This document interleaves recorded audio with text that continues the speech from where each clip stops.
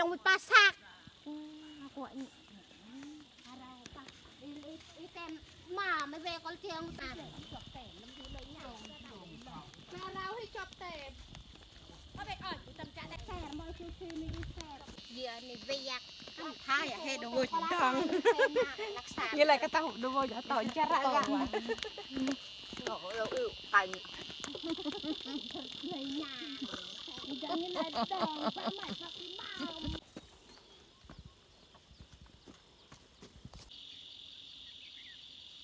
กราบทักทายสบายดีเมื่อสุขูสุขคนเขาสู่สองเตื้อยสำหรับตอนเช้ามื้อนี้คอยกับเขาสวนก็คือสวนที่เฮาทางในวันก่อนแต่มื้อนี้ในถึงวันเวลาที่เฮาขึ้นไปปลูกพืชผักของเฮาข้าวโพดมักแตงและผักอื่นๆอีกเร็วเคทุกคนมีแต่ติดตามเบิ่งติดตามชมนำเฮาว่ามีการเคลื่อนไหวแบบใดแน่อันนี้เป็นกระโพด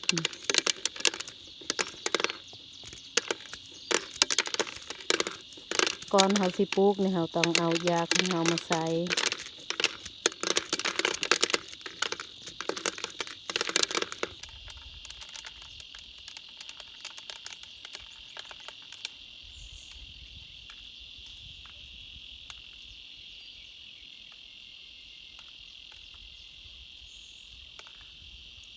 ส่วนพระเจ้าที่ทางไฮอยู่นี่นี่เขาปลูกเรียบร้อยแล้ว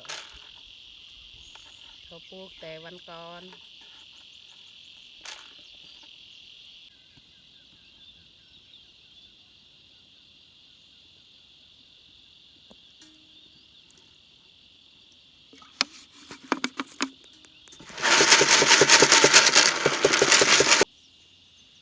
อันนี้เหมือนในมักแต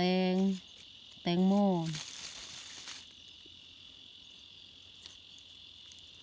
มักถั่วยาว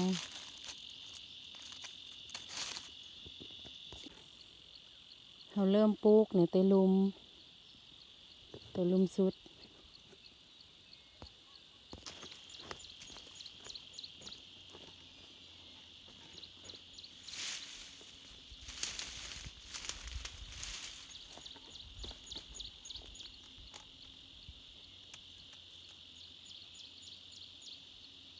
เจ้า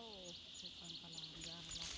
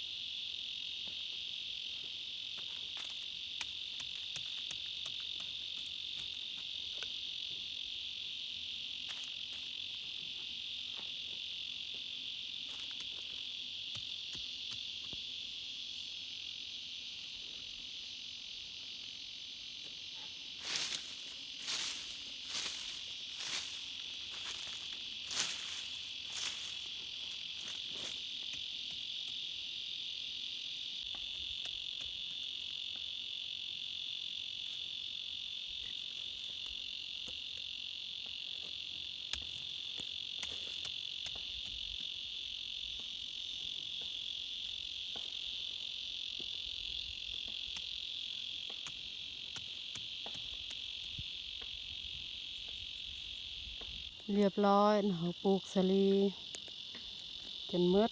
บริเวณที่เขาทางต่อไปก็มีแต่เขาสิปลูกมักอึมักแตงอีกแล้วเขาสิขุดหญ้าคาเพราะว่าหญ้าคาเนี่ยมันป่องขึ้นมาแล้วเมื่อนี้เนี่ยเขาทางใหม่อีกเขาทางเมื่อกี้เขาทางแล้วเลยเขาปลูกเลย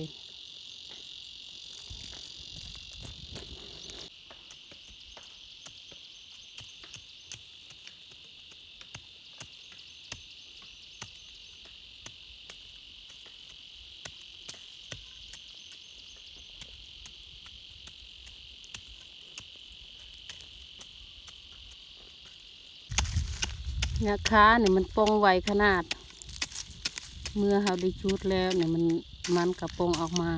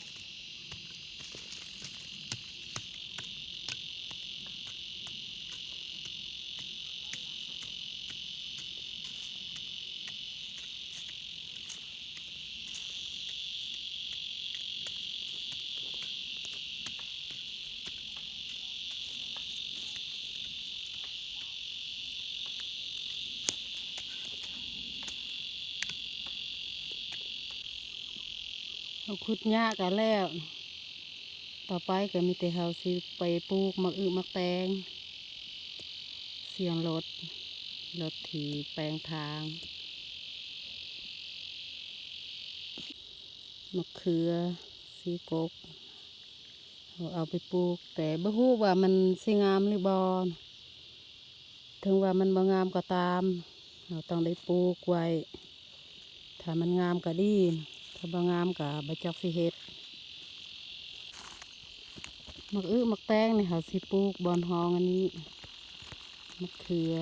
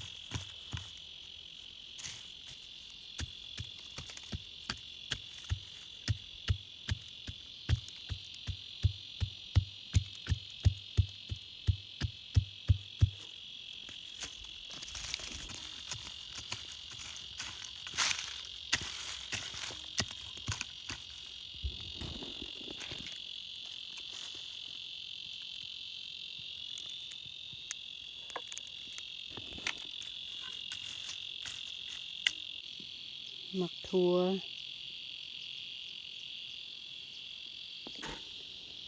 เขาปลูกอยู่เทิงแล้วนี่เขาสิมาทางมึงนี่อีกบึงลุมเพราะว่ามันยังมีบอนไผ่ไม้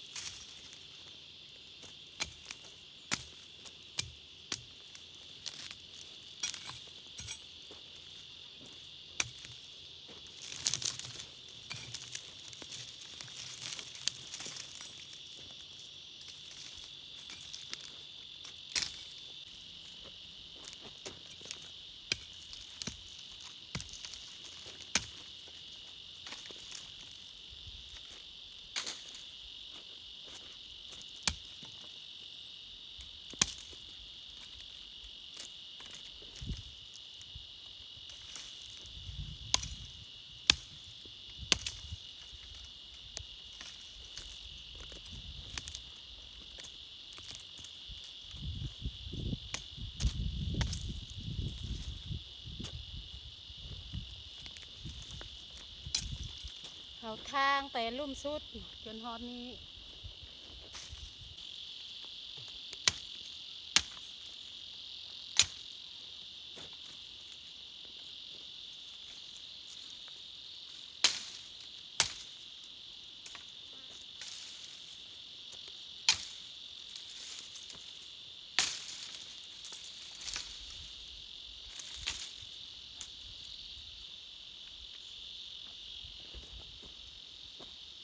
ทางสวนของเฮาก็สำเร็จก็มีแต่ฮอดนี่แหละเฮาสิทางมีแต่เฮาสิพักเที่ยงเพราะว่าตอนนี้ก็เวลา12 โมงกำลังแดดแห้งบริเวณที่เฮาทางก็แต่ลุ่มก็ค่อนข้างยาวเฮาได้ทางกว้างในบ่กว้างปานใดแต่ว่ามันยาว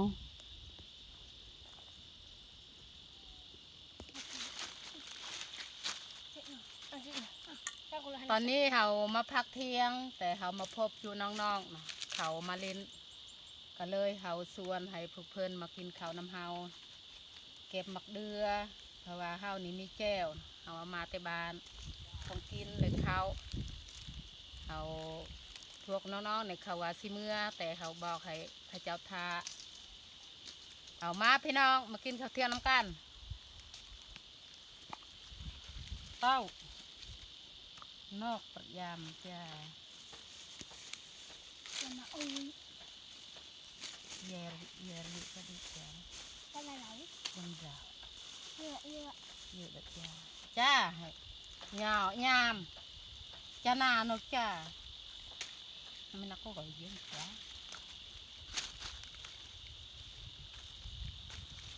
จ้าคือจ้าเขาจะนานงาม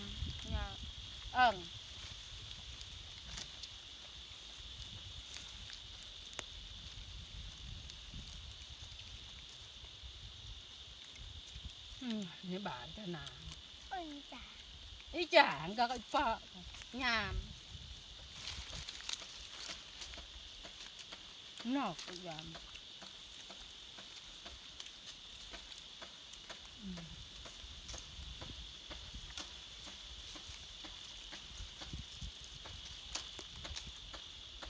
แบ่งให้ข้าเจ้ากินเพราะว่าข้าเจ้าเนี่ยเขาอายแน่เขาบอกกะว่าสิจกกิน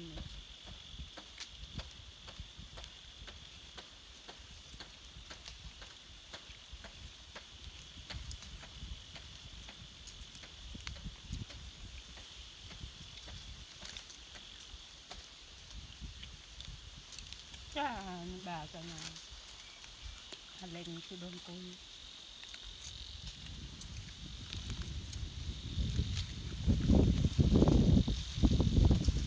แต่ว่าจุน้องๆมาเนี่ยเอากินคนเดียวมาเห็ดย่างอยู่นี่มาเล่นพ่อแม่บ้ามาโอ้บ่เมื่อยบ่มาแต่บ้าน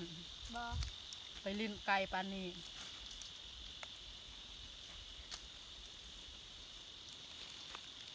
จ้าก็เราแต่จ้า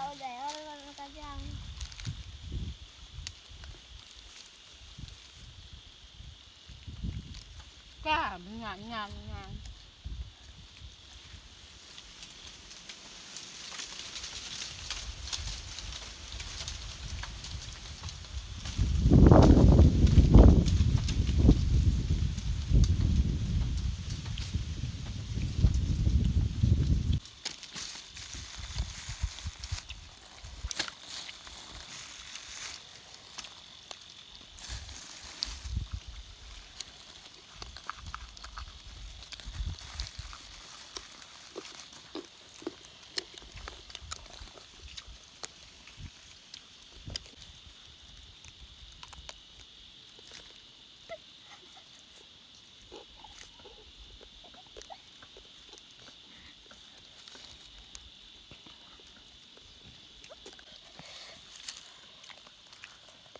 แซ่บคันกินส้มนี่ยามฮอนแบบนี้นี่คัก มันหนา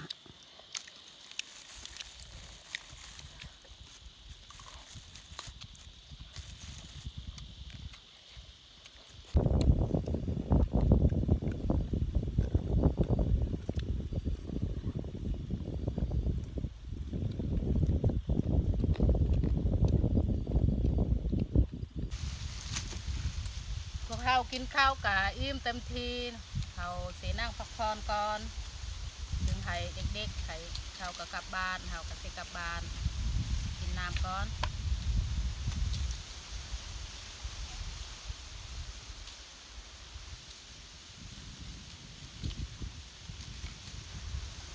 ถึงมาจากป่า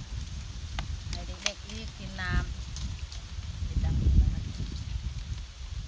แต่ว่าเพื่อนๆมาเนี่ยเขาไม่ได้คือข้าวปลาอาหารเขามาพบมาเห็นเขาก็ให้เจ้ากินข้าวที่เขาซื้อถ้าว่าเขากินคนเดียวนะเขากินบ่เบิดแต่ว่าเขามาเจอน้องๆนี่เขากินเบิด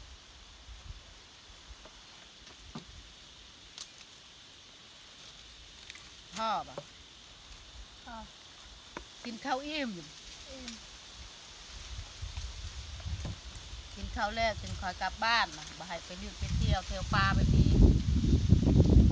แถวนี้นี่ใส่บ้านฮอดนี่นี่ใกล้ขนาดแต่ว่าเด็กน้อยนี่